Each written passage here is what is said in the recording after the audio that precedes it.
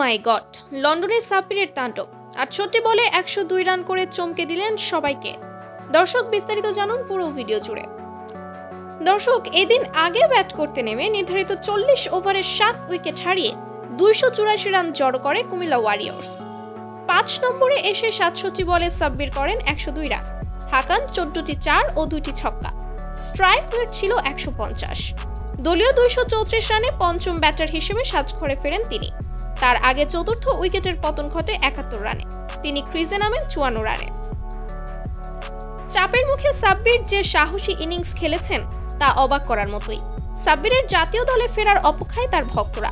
সাব্বিরকে দারুণ সঙ্গ দেন মুনিরুল ইসলাম। তার সাথে সাব্বির ষষ্ঠ উইকেটে গড়েন ১৬৩ রানের পার্টনারশিপ। মুনিরুলও ছিলেন ভালো ছন্দে।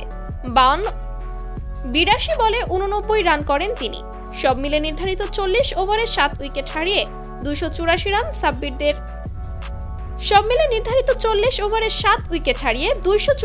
সাব্বিরদের। তো দর্শক, আপনারা কে কে চান আবারও জাতীয় দলে ফিরুক সাব্বির রহমান? তারা জানিয়ে দিন ভিডিওর কমেন্ট বক্সে। ধন্যবাদ।